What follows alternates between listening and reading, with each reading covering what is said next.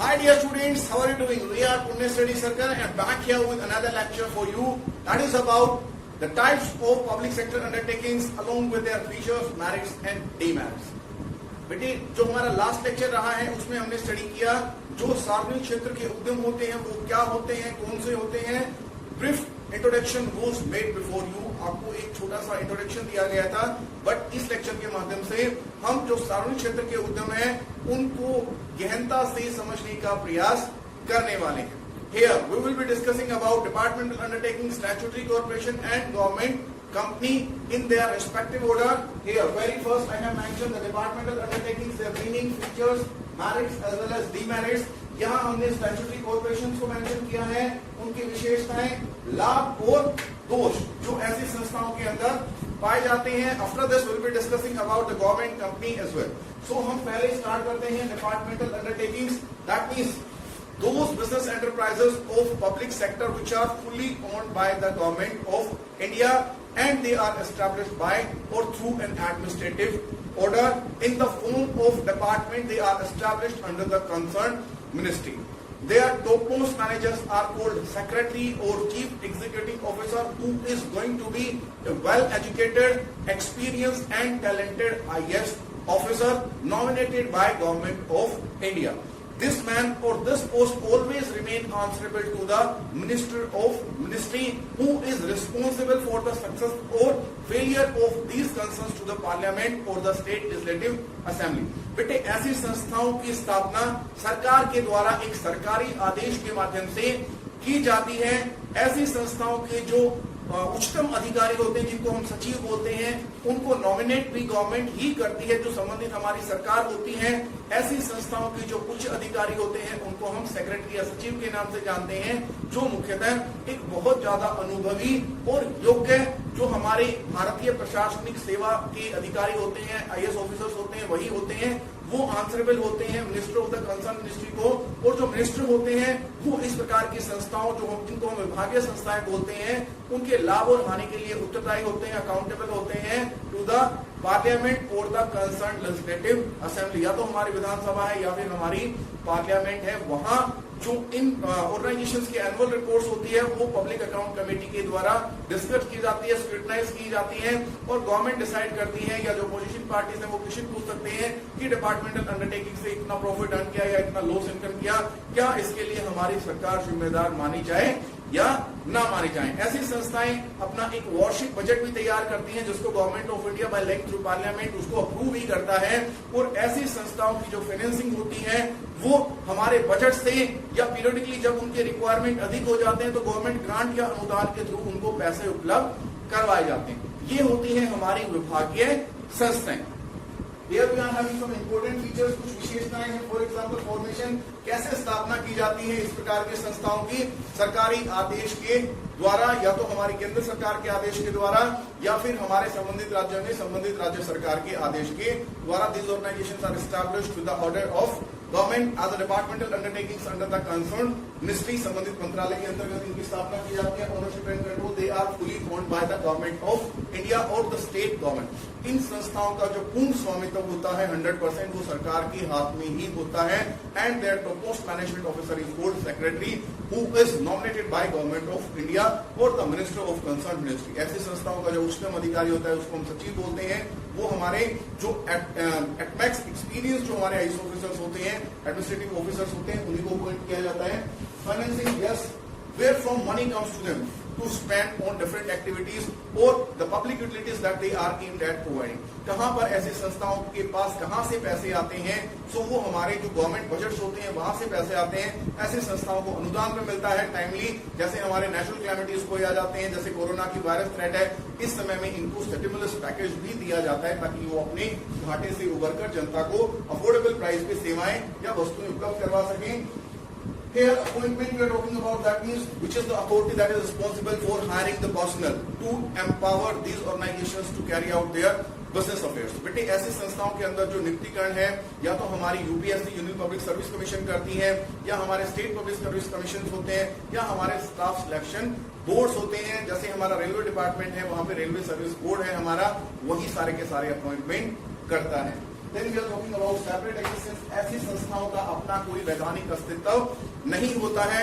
Government and these undertakings are one and same. Any act on the part of departmental undertaking will be regarded as act on the part of government itself. कोई भी कार्य ऐसी संस्था के द्वारा किया जाएगा तो वो सरकार के द्वारा किया गया कार्य ही माना जाएगा. That is why they do not have authority to buy property or sell property in their own name. ना तो वो कोई प्रॉपर्टी बाय और सेल कर सकते हैं, neither they can sue third party, no they can be sued by.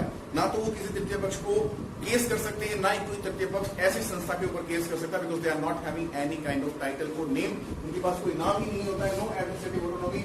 ऐसी संस्थाओं के अंदर जो प्रशासनिक स्वतंत्रता होती है, निर्णय लेने की स्वतंत्रता होती है, that is having short deficiency. बेटे बहुत ही ज्यादा डेफिशिएंसी होती है, शॉर्टेज होती है. वहां पे प्रॉब्लम क्या आती है, ऐसे जो डिपार्टमेंटल अंडरटेकिंग्स होते हैं वहां पॉलिटिकल इंटरफेरेंस बहुत ही ज्यादा होता है.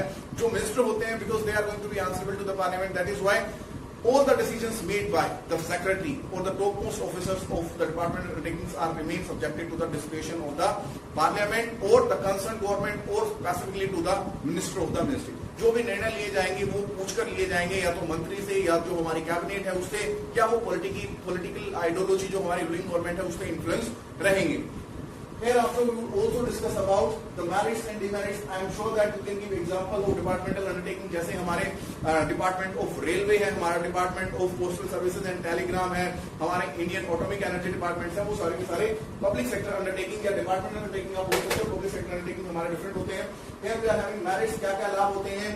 Effective administration. Since these organizations are led and mentored by the educated, experienced and well capable IAS officers, so here we experience effective decision making that bore fruitful result. बेटे इस प्रकार की संस्थाओं के अंदर जो टॉप मोस्ट ऑफिसर्स होते हैं वो नॉमिनेट किए जाते हैं गवर्नमेंट ऑफ इंडिया के लिए. हाँ, वो उनकी एडमिनिस्ट्रेटिव ऑटोनॉमी को थोड़ा सा इन्फ्लुएंस करता है पॉलिटिकल इंटरफेरेंस की वजह से, बट फिर भी वो इंसान कैपेबल होते हैं. वो एक लंबी डिसीजन मेकिंग हिस्ट्री से पास थ्रू होके आए हैं. सो उनके पास वो क्षमता है कि वो संस्था को प्रॉफिट अर्न करा सके, बट वो परफॉर्मेंस हमारी अचीव नहीं हो पाती just because of political interest की वजह से या वोट बैंक पॉलिटिक्स की वजह से. Here we are having this information. ऐसी संस्थाओं की स्थापना के लिए neither we need to get any pass at any act or we need to not get registered it under any specific or prescribed act. बेटे ना तो हमें कोई विशेष कानून पास करने की आवश्यकता है, ना ही हमें किसी स्पेसिफिक सेक्शन के अंदर इन संस्थाओं को रजिस्ट्रेशन कराने की आवश्यकता है. Simply they are established by government orders. Administrative order से इनकी स्थापना हो जाती है. जैसे कंपनीज एक्ट में हम गवर्नमेंट कंपनी को रजिस्टर कराते हैं सेक्शन 245 में. स्टैट्यूटरी कॉर्पोरेशन के लिए तो हमें एक सेपरेट एक्ट ही पास करना पड़ता है, लेकिन यहाँ कोई कानून पास नहीं करना, कहीं पर इसका पंजीकरण कराने की आवश्यकता नहीं है, क्योंकि वो गवर्नमेंट की रिप्रेजेंटेटिव ही होती है. Source of income, definitely these organizations are regarded as one of the growing or improving source of income to the government. देखो बेटे, गवर्नमेंट जो भी हमारे बजट के अंदर एक्सपेंस का प्रोविजन करती है, for that it need to have some kind of fund. बहुत ज्यादा पैसे की आवश्यकता होती है. The major portion of the budget is finance through the taxation. जो हमारे टैक्सेशन है, डायरेक्ट है, इनडायरेक्ट है, और जो नॉन टैक्स असिस्ट होती है उसमें हमारा एक सोर्स पब्लिक सेक्टर अंडरटेकिंग और डिपार्टमेंटल अंडरटेकिंग्स की इनकम भी होता है.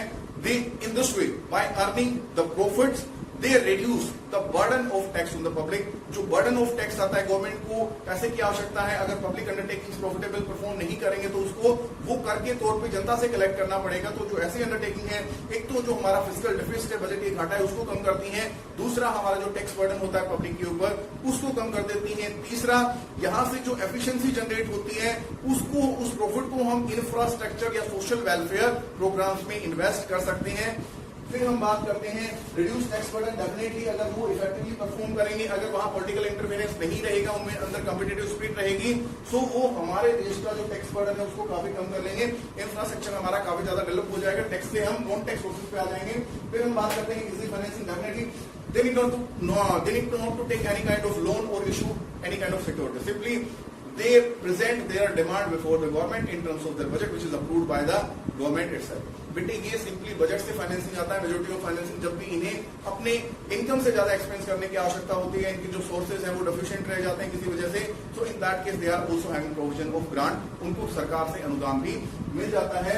फिर हम बात करते हैं optimal utilization of resources. Definitely who are the persons that are administrating or mentoring such kind of business entity. कौन वो व्यक्ति हैं जो ऐसे संस्थाओं के अंदर निर्णय लेने के लिए अधिकृत हैं। वो हमारे बहुत ज्यादा experience, talented, educated IAS officers हैं। Besides that these organisations are subjected to the answerability of the parliament. ये अकाउंटेबल होते हैं पार्लियामेंट को, क्योंकि इनकी परफॉर्मेंस को अप्रेज किया जाता है पब्लिक अकाउंट कमेटी के द्वारा। जो हमारे CAG होते हैं वो इनकी एनुअल ऑडिट करते हैं। इसलिए ये संस्थाएं जो इनके पास संसाधन होते हैं उनका सदुपयोग करने का प्रयास करती हैं। अब यहाँ पर हमारे पास कुछ इनके अंदर दुष्प्रभाव भी हैं, इनके लिमिटेशंस भी हैं, या इनके अंदर जो कमियां होती हैं। The most bureaucratic administrative structure. यहाँ जो संस्थाएं होती हैं वो आज भी मैक्स वेबर के ब्यूरोक्रेटिक स्ट्रक्चर को फॉलो करती हैं। That means all the decisions are made following rules, regulation, policy, procedure as being they are laid in their statute. बेटे जो भी इनका जो मेमोरेंडम होता है, चार्टर होता है, उसके अंदर जो भी हमने रूल्स रेगुलेशन बना रखा है उसी के अकॉर्डिंग निर्णय लिया जाता है। Which case retardation of decision making and inefficiency of management. उसके अंदर मैनेजमेंट में काफी ज्यादा इनएफिशिएंसी आ जाती है, डिसीजन मेकिंग की प्रोसेस काफी स्लो हो जाती है, रिसोर्स वेस्ट हो जाते हैं हमारे। इसीलिए हमें इस तरह के एडमिनिस्ट्रेटिव सिस्टम को बदल देना चाहिए। हमें कॉम्पिटिटिव एडमिनिस्ट्रेटिव सिस्टम जो हमारा डिपार्टमेंटल होता है या ऑर्गेनाइजेशन स्ट्रक्चर होता है उसको काफी ज्यादा एफिशिएंट बनाना चाहिए। पॉलिसीज को हमें रिफॉर्म करना चाहिए ताकि ये संस्थाएं भी हमारी कॉम्पिटिटिव स्पिरिट के साथ, इनिशिएटिव की फिलिंग के साथ परफॉर्म कर सकें at par with the other kind of business activity they are of private sector और public sector. Here we are having lack of initiative. Yes, पहल की भावना नहीं होती है अधिकारियों के अंदर। क्यों नहीं होती है? Because they know they will be always hampered or roadblock will be created on their path to progress by the concerned minister. कोई भी वो निर्णय लेंगे, वो निर्णय किसके डिस्क्रिप्शन को सब्जेक्टेड रहेगा? जो हमारे मिनिस्टर हैं या जो हमारी सरकार है वो उसमें इंटरवीन करने ही वाली है। इसलिए वो इनिशिएटिव लेते ही नहीं है। Simple they make ordinary plan, जो ऑर्डिनरी प्लान होता है वो बनाते हैं, फिर मिनिस्टर्स से सजेशंस लिए जाते हैं किस तरह से आप लागू करेंगे, क्या कौन सा प्रोविजन आप कौन सी सर्विस के लिए किस प्राइस पे करने वाले हैं, तो उसी के अकॉर्डिंग वो निर्णय लेते हैं। इनिशिएटिव की फिलिंग कब रहेगी? जब आपकी परफॉर्मेंस को आपके ऑर्गेनाइजेशन के परफॉर्मेंस के साथ जोड़ा जाएगा, उस समय आप लोग ज्यादा परफॉर्म करेंगे। जब आपके पास अथॉरिटी रहेगी, yes I am making decision and I will be accountable for this. So here we are having lack of competency to ऐसी संस्थाओं के अंदर जो हमारी प्रतियोगी भावना होती है वो भी नहीं होती, क्योंकि ऐसी संस्थाओं का उद्देश्य लाभ अर्जित करना नहीं होता है। ये कहा जाता है कि ऐसी संस्थाओं की स्थापना जो पब्लिक यूटिलिटीज हैं, जो हमारी सामान्य सेवाएं हैं, उनको उपलब्ध करवाने के लिए की जाती है, but they are also not proving themself on that forefront. वो अपने आप को वहां भी प्रूव नहीं कर पा रहे हैं, क्योंकि जनरली जहां पर लैक ऑफ प्रॉफिट है, लैक ऑफ अथॉरिटी है, वहां पर जो मैनेजर्स होते हैं वो कस्टमर सेटिस्फेक्शन को भी इग्नोर करने लग जाते हैं। तो ऐसी जो अंडरटेकिंग्स है, हमारा डिपार्टमेंटल अंडरटेकिंग है, स्टैट्यूटरी कॉर्पोरेशन, सबसे बड़ी कमी यही आती है, वो लॉस मेकिंग एंटिटी और डिफ्यूज केसिंग एंटिटी हमारी कन्वर्ट हो जाती है। पॉलिटिकल इंटरफेरेंस यही मेन रीजन है जो एप्टी क्रिएट करता है मैनेजमेंट के अंदर, कि बार बार वहां पर राजनीतिक दखल अंदाजी होती रहती है।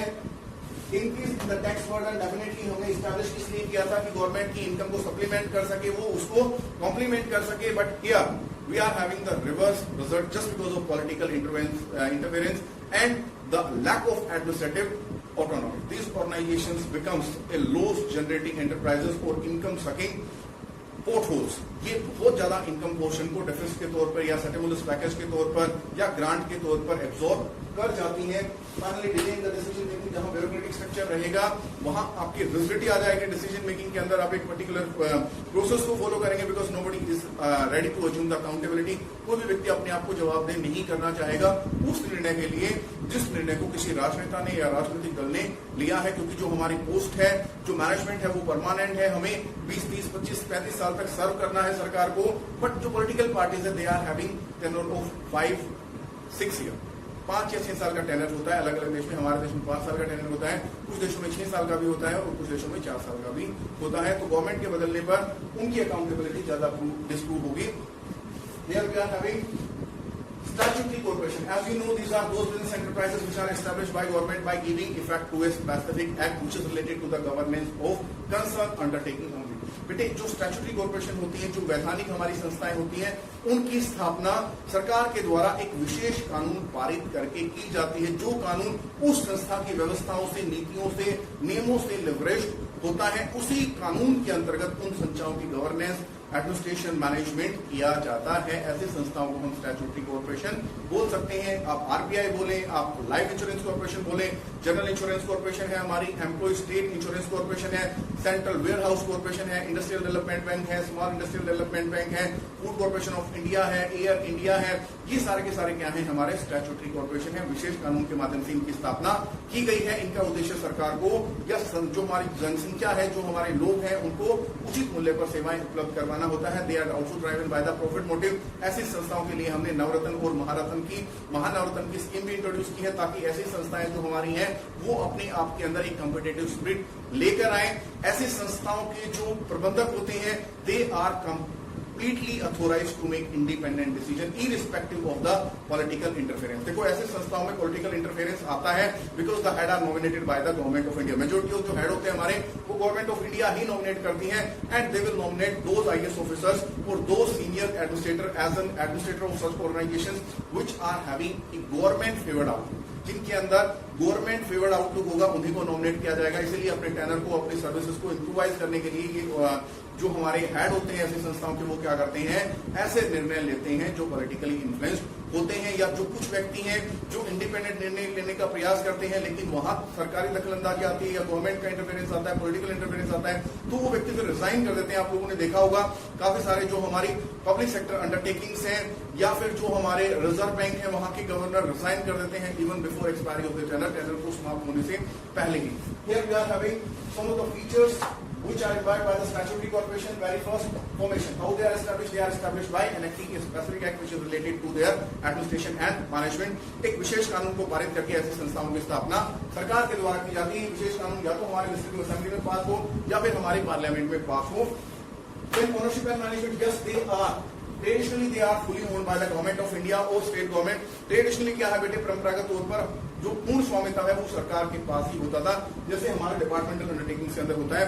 But in modern time government has established department of disinvestment which has been renamed as department of investment and public asset management. Government ने एक डिसइन्वेस्टमेंट डिपार्टमेंट एस्टैब्लिश किया है। उसका उद्देश्य क्या है कि ऐसी संस्थाओं के अंदर कॉम्पिटिटिव मैनेजमेंट को इंट्रोड्यूस करने के लिए, ब्यूरोक्रेटिक इंटरफेरेंस को, जो हमारा पॉलिटिकल इंटरफेरेंस उसको कम करने के लिए हम क्या करें, माइनॉरिटी स्टेक को डिसइन्वेस्ट कर दें। दैट मीन्स अप टू 49% हम इन संस्थाओं को डिसइन्वेस्ट करने जा रहे हैं, ताकि गवर्नमेंट का जो फिस्कल डिफिसिट है वो भी कम हो, इनकी प्रॉफिटेबिलिटी भी बढ़े, इनकी जो मैनेजमेंट है, प्रबंधकीय क्षमता है, उसमें भी सुधार हो जाए, और ऐसी संस्थाएं कम से कम राजनीतिक दखलंदाजी से प्रभावित हों, वो अपने चार्टर, अपनी एक्ट के अकॉर्डिंग ही अपना काम करें, विल फ्री माइंडेड।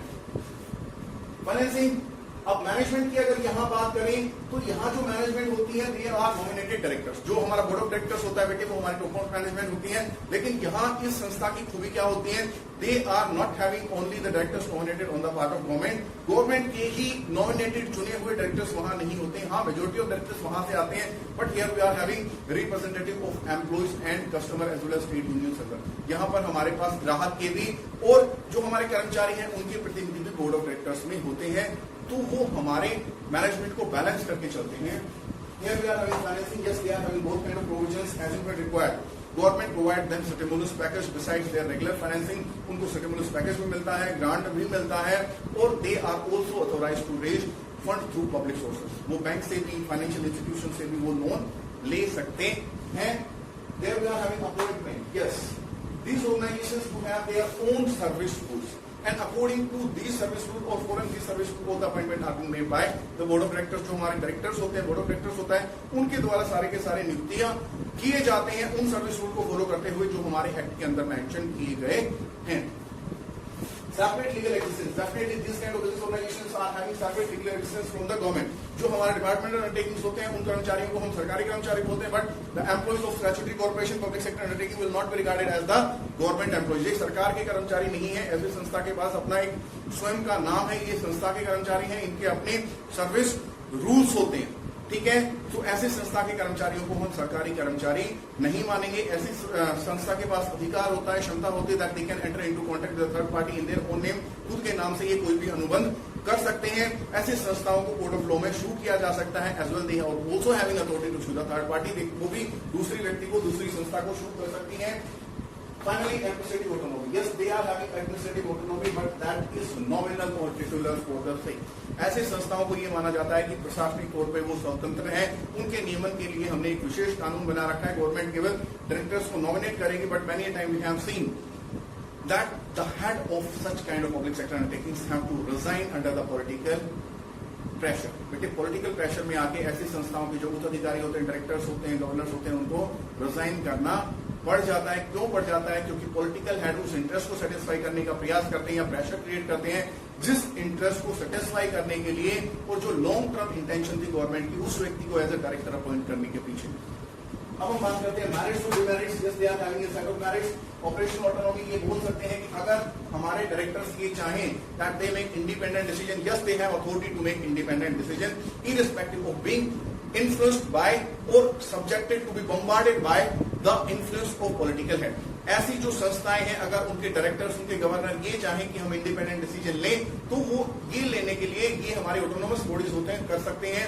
लेकिन उनको ये भी पता होता है कि आपकी सर्विस रिपोर्ट को स्पॉइल कर सकती है सरकार, तो इसीलिए वो बहुत ज्यादा गवर्नमेंट प्रेशर के अंदर रहते हैं कि हमारी मैरिट भी हो सकती है और डीमेरिट भी हो सकती है. Quick decision making definitely they are not having any kind of bureaucratic structures. The managers make decisions as per their respective authority. जो भी हमारे मैनेजर्स हैं अपनी रिस्पेक्टिव अथॉरिटी के लिए कम से कम समय में वो निर्णय ले सकते हैं.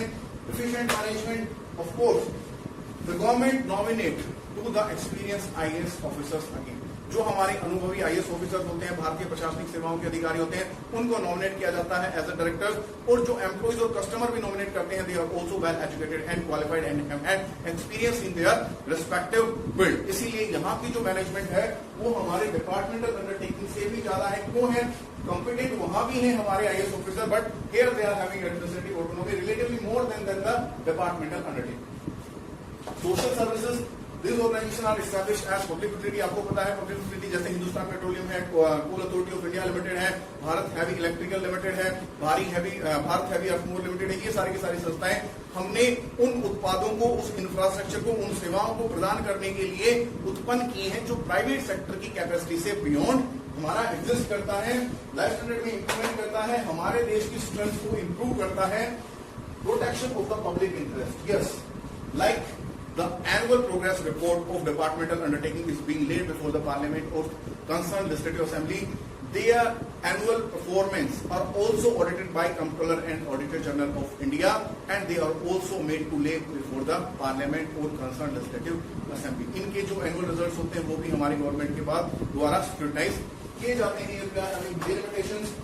Incomplete autonomy. Yes, incomplete autonomy होती है हमारी, नाम मात्र की हमारी ऑटोनॉमी है कानून के द्वारा, बट पॉलिटिकल इंटरफेरेंस यहाँ लगा ही रहता है, जिससे जो प्रबंधक है वो परेशान हो जाते हैं और वो इसको अपना बिहेवियर मान लेते हैं. Like they start behaving like the head of departmental undertakings.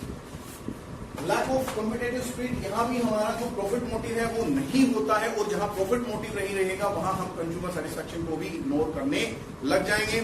ऐसी संस्थाओं को कोई फर्क नहीं पड़ता, क्योंकि उनकी जो एफिशिएंसी है वो प्रॉफिट क्वांटम के आधार पर अप्रेस नहीं की जाएगी, बल्कि इस आधार पर अप्रेस की जाएगी कि उसने अपने पॉलिटिकल हेड को कितना ज्यादा प्लीज किया है.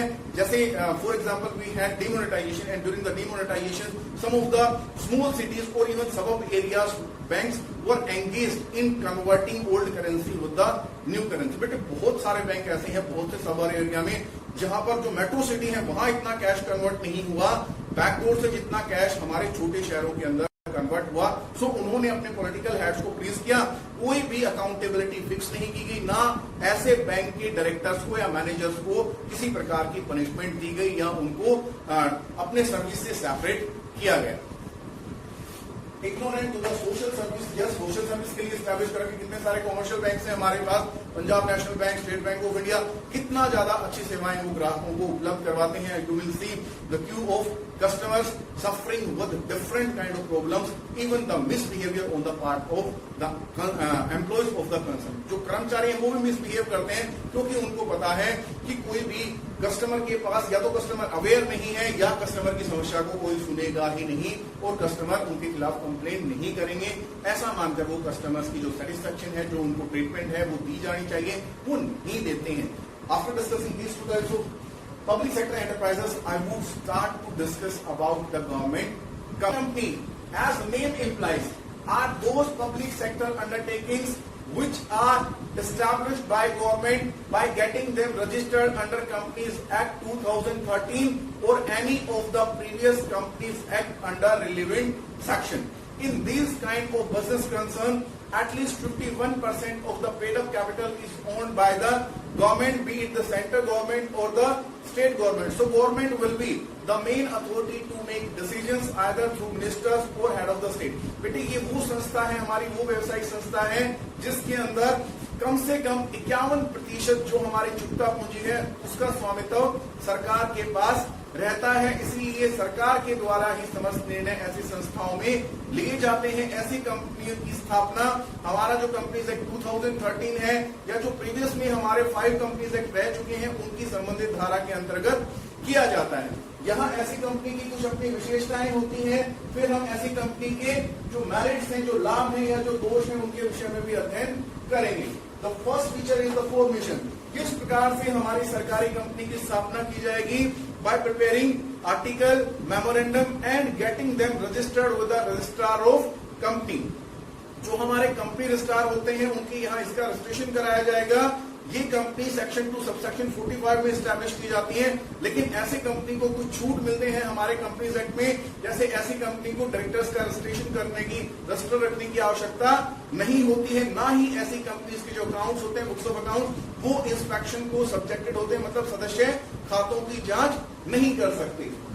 Ownership and management, yes, we have already studied that at least 51% of such kind of concerns are owned by the government. कम से कम 51% पूंजी, that means majority capital हमारी इन्वेस्टेड की जाएगी गवर्नमेंट के द्वारा।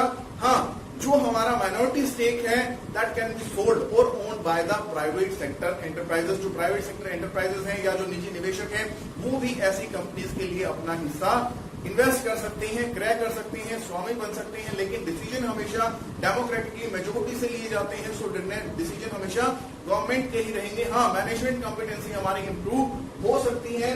जब हम बात करते हैं मैनेजमेंट की, then these kind of business concerns are led by the appointed directors. वहां हमने स्टैट्यूटरी कॉर्पोरेशन जैसे LIC, RBI वगैरह होते हैं, वहां नॉमिनेटेड डायरेक्टर्स आते हैं। लेकिन जब हम बात करते हैं Hindustan petrochemical limited, coal India limited, coal authority of India limited, steel authority of India limited, तो यहाँ पर हमारे अपॉइंटेड डायरेक्टर्स होते हैं थ्रू द प्रोसेस ऑफ जो हमारा कंप्लीट रिक्रूटमेंट का प्रोसेस होता है, रिटर्न एग्जामिनेशन होता है, वहां कॉम्पिटेंसी को प्रूव करके उनको अपॉइंट किया जाता है।